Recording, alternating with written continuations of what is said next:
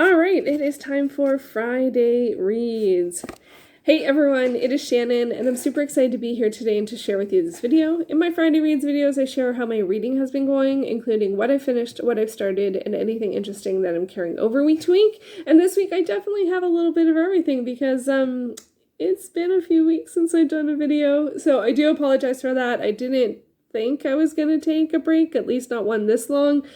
Not quite sure what happened. I'm just going to try and get back to it. And yeah, so let's get to it. I will say that over this time period, I haven't been reading a lot. So it's not like I have a huge update to touch base on all of the things because it's not a lot. I did actually finally finish a few things though, and including this week, I did finish The Mysterious Affair at Styles by Agatha Christie. This is the first of the Poirot books. I have read other works, other Poirot books in the series, especially the ones that have been adapted, like Death on the Nile, and I've listened to a fair amount of the short stories on audio because I like the narrators, especially if it's David Suchet, but I also listen to the Hugh Fraser ones. They are both people who were in the TV series, which I really enjoyed watching, and I really wish would come back on some channel or streaming service because I've only seen some of them, and I mean, it was great. So anyway, but this is about the book, not the show. So The Mysterious Affair at Styles. So it was interesting. This one we actually follow Hastings, so not Poirot. So it's sort of, I feel like it's akin to like Sherlock Holmes, or even I often feel like Doctor Who, where we, the audience, is mostly with the sidekick or companion, be it Hastings or Watson or the companion in terms of Doctor Who. So we're sort of more following them, even though the series is about Poirot, Sherlock Holmes, and the Doctor. So, but anyway, so we follow Hastings in this one. I don't know if all of the Poirots are like that. I don't think so, because I don't think Hastings is in all of them. And he's a friend of Poirot. He's at a manor location, I don't know, big house somewhere, and there is an incident, and this is a very classic mystery setup of, the matriarch ends up having a mysterious-ish death, and then who could it be out of all of the possible suspects, because there's so many people or so many entanglements, and and then putting all of the clues together to see who it could be. But we don't know because we follow Hastings and not Poirot. Poirot has a strong sense of what's going on. Hastings doesn't. Actually, one of the things I like about Hastings is I feel like him when I'm reading mysteries. It's like whatever the newest clue is, I'm like, it's that person, it's that person, it's that person, it's that person. And I feel like Hastings sort of has very strong opinions very quickly and does not necessarily think logically through things. But that's fine. It's good to have different perspectives and different points of view. And and so for this one, I will say I did enjoy it. Trigger warnings for, there is one use of the N-word, and there is one description of a party where someone wears blackface. So be aware of that if that's something that's important for you to know ahead of time or makes it a no. And I was very surprised and disappointed in that. And then I think it was one of the things that made me put the book aside for a while. And I will say I did not read this in the best way for a mystery, because I read it over 2.5 months. And it's like 140 pages, the version I have. So that's not great. And a lot of the times they refer to the characters by their title and then surname. And so I had a hard time keeping the characters clear who was who and what the relationships were, because there were some slightly unusual relationships, because I think the matriarch has 2 stepsons, I think. And then the people they're involved with, and then she also remarried. So there's a lot of people that are referred to by like Mr. or Mrs. and then their last name, their surname.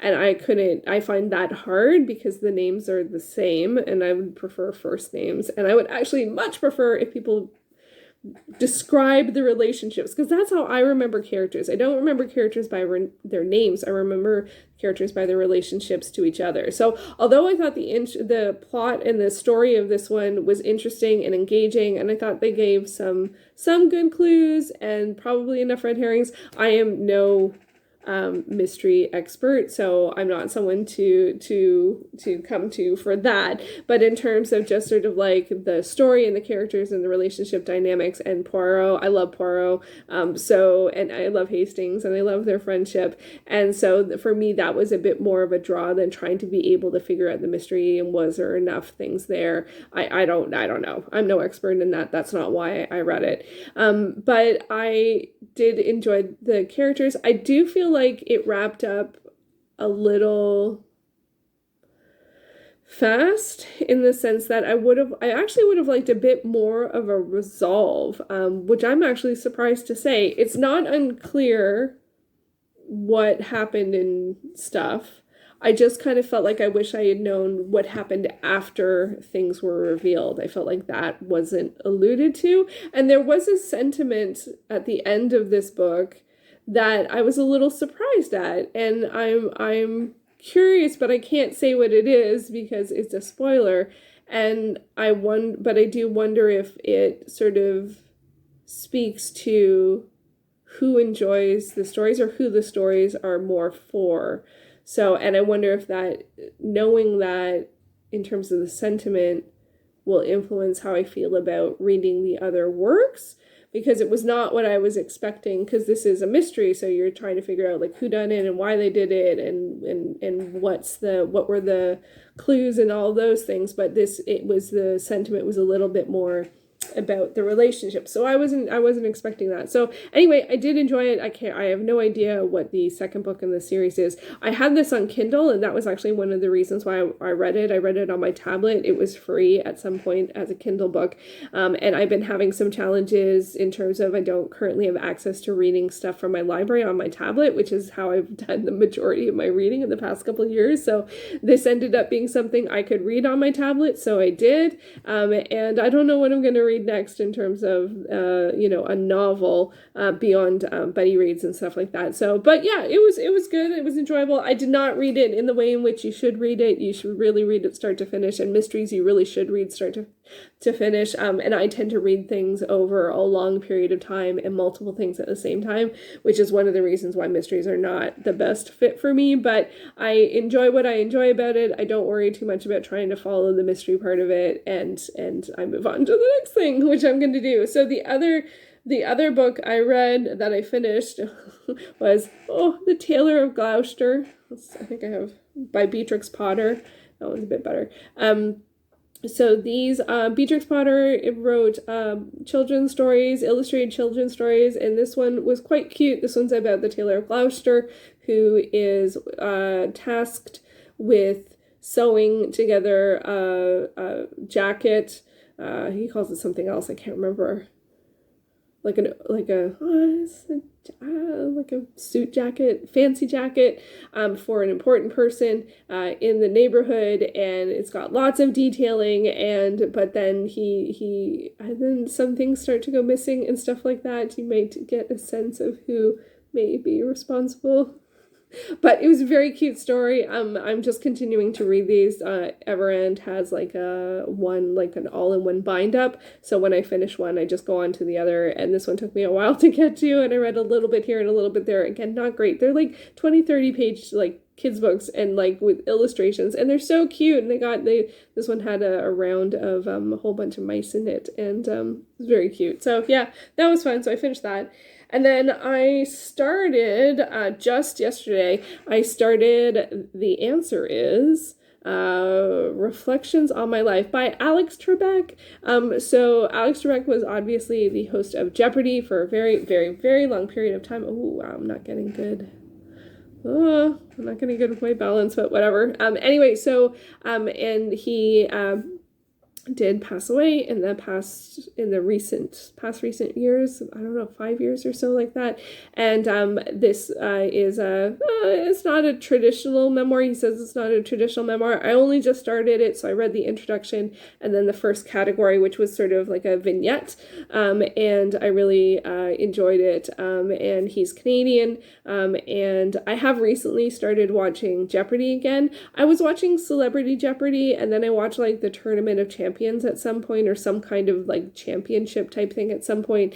But I'm like, it's also just like on, like regular Jeopardy's on. So I have been watching it because I realized I really enjoy watching it. And I realized I love when I know the answer. Like, I absolutely love when I know the answer, and it makes me feel smart. So I've been watching it more frequently, and so that got me thinking of this book, which hit my radar like last year or the year before, and so I decided to start reading it. So all of that stuff is just sort of put together. So Alex Trebek. It is also available on audiobook, but I am listening to it. I've heard that the audiobook is quite good, but I am reading it. So, but I think both the audio and the ebook are available on Everand, so that's how I'm reading it. And so far, it's been lovely. I actually really like memoirs or autobiographies that are really sort of shorter sections, and this one sort of looks like that, like sort of like 7 to 10 page sort of vignettes, and so far, so good. So we'll see how that goes. It'll probably take me like 8 years to read it. But, you know, when I think about it, when I've been watching Jeopardy, I'm like, it's interesting. Like, I guess it shouldn't be any surprise to me that one of the categories that I have a fair amount of knowledge in is like literature. Like, I'm like, I know that, especially if it's Shakespeare. I'm like, oh, I actually, if I don't know a Shakespeare clue, then I feel bad. But yeah, and also film. And geography I'm not bad at, so I might try and brush up my geography. So I don't know. Anyway, and this past week has been a Tournament of Champions style way of it, and I'm really rooting for Todd. Go Todd! But it's been really great to see. I can't remember if he won or not. I don't know how any of it works, and I'm not a super fan at all, but there is something about it. It does have its own culture in a way. Like, it has its own catchphrases and how they do things and inside jokes and stuff like that, most of which I don't understand, but I find it fun and engaging, and I do find I learn something, and as I said, I really love it when I know the answer. So I don't know, is that a bit cheeky or like not self-promoting, but is that a little like, I don't know what a right term would be in terms of, I don't know. Actually, all the time I hear terms like too big for your britches, I'm like, wear big britches.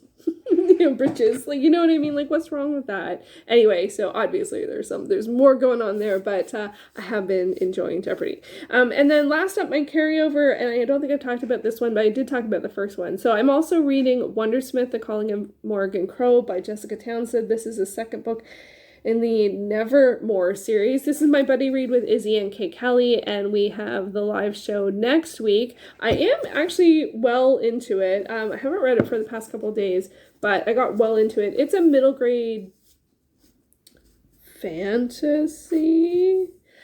I think that is the challenge I kind of have with this series, is that I read the first one, and that was a reread for me, but this is a new read for me. And one of the challenges I have with this series is that I feel it seems clearly fantasy because there's some things in it that are just not of our current reality and are not explained, which means it's fantasy. And there's some classic fantastical type things that are in this. But in terms of like understanding the world, I guess I'm just continually confused. I'm like, why is it this way? Why isn't it that way? Why isn't blah, blah, blah, blah, blah, blah.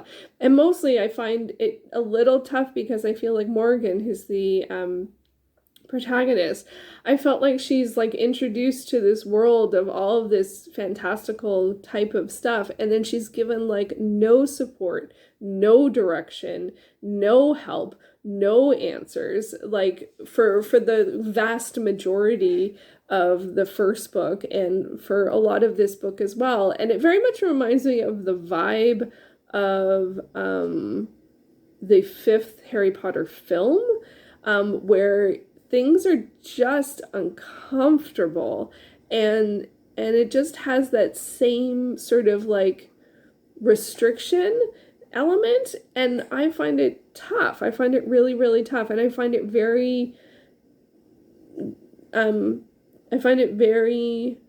unjust at how Morrigan she's just not given support and direction, and I find it very uncomfortable, and I feel like that's been like a consistent thing, and she sort of gets blamed for everything, but no help, and I'm like, I hope throughout the series, or maybe at the end of this one or throughout the series, it's sort of, there's like a information that becomes available as to why, like, or I can figure out why, like, what, like, because for me, I'm like, I don't understand why we're exploring this theme. You know what I mean? Like, if there's eventually a reveal or whatever, or something that pulls it all together. I don't know. I guess I just think of it on a more, because I feel like with fantasy, middle grade fantasy, even if there's challenges and big changes, there's usually like a sense of togetherness, or a sense of needing to overcome something, or a sense of a challenge, or a sense of this.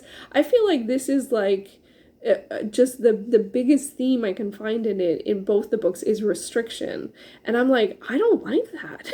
Like, I don't like that. Like, it's like, it's I think it's just a horrible thing to be like, it's like being at the front of a candy store that never opens, you know what I mean? And it's just like, you're never going to be let in, or whatever it be, whether it's a candy store or yarn store, you know, and the door is always locked, but some other people get to go there because they know people, or they're from that family, or they're from this, or they have money or whatever, but you're never allowed. But for some reason, you're still supposed to be able to knit your own sweaters. I'm like, I don't get it. For me, it just grates me a lot. And like, when I can tell when something sits that heavy, that it's about usually something else. It's not really about the book, but I do wonder why, you know, and I do find the world not terribly clear, the fantastical elements versus the mundane elements, and who has access to stuff or not, because it is, in a way, I always think of it as like a magical school, but it's slightly a bit more of a secret society, and it is actually a bit more about like an exclusive, that's not the right word, but like it's about like a closed circle group, and it's a bit, and that's elitist, and I am anti-elitism. So like, you have to be chosen, basically, and you have to bring something of value, and then you're supposed to, you know, trust each other, but do people, all of those things, like all that sort of like sorority, you know, I'm sure people have been in sororities and stuff and had a good time, but like all of that sort of like insular, it holds no appeal to me, like, at all, like, especially because when it focuses on exclusivity, but then not about any access to knowledge or whatever, like, it's like all of the detriments and none of the benefits. I simply don't get it. So, but people love the series, and so I feel like I'm having a opposite reaction, but I also know when that happens, there usually are people who are having that reaction but not necessarily hearing it as much. So I don't know. Anyway, I am close to the end. I have I still have 100 pages, but it reads pretty fast. The third book, FYI, K Kelly, if you're watching, the third book, the type is a lot smaller and it goes to a lot further out. So even though I think the second and third book are similar page count, the third one looks much denser in the physical copies that I have. It goes right to the margins, and so it's a little I was gonna say subversive, but that's a bit strong. So anyway, misleading, that's still a bit strong. Anyway, I just wanted to, Kay Kelly, if you're watching, I just wanted to let you know the third one is probably similar or longer regardless of the page count, at least in the physical version. So anyway, but I am excited that I have been consistently reading this daily because I haven't been doing a lot of reading, but I have been getting to this, and I have been curious and engaged, and there's been some really interesting, fantastical stuff and some really cool geography type things. And so I found that, I feel embarrassed to say that, geography's come up several times, and that I found interesting and engaging, but it feels so uncomfortable, and it doesn't sit well with me, and I'm sure that's for a reason. But getting, like, I'm 3/4 of the way through the second book and still feeling that through all of them, and I don't know, like, that's not something I like in terms of fantasy, especially for kids. It feels dark, in that sense, to have so little support. So anyway, we'll see how it goes. I do plan on reading the third if Kay Kelly and Izzy are up for it, and the fourth is coming out later this year. Curious to see where it goes. I just want some relief, like want a good turn of tide. It's a toughie. It's a toughie. And often second books, especially in fantasy series, second books are almost always really tough, right? It's like now you understand the world, and now you gotta adjust. So maybe that has something to it. It's a very classic fantasy structure in that sense. So we'll see how things go. So that is how my reading has been going. I do also have a couple of film videos coming up. I should have one up soon on like 3 of the genres or categories that I watched recently, and I also have a bit of a kitchen soup everything else video that will be going up. I'm not quite sure when. But yeah, I'm glad to be back to doing videos. I apologize for being away. It happens sometimes. It's just the truth of things. And we'll see how things go. So there you go. That is my Friday reads for this week. And hopefully I will be back to filming regularly soon. Thank you so much for watching.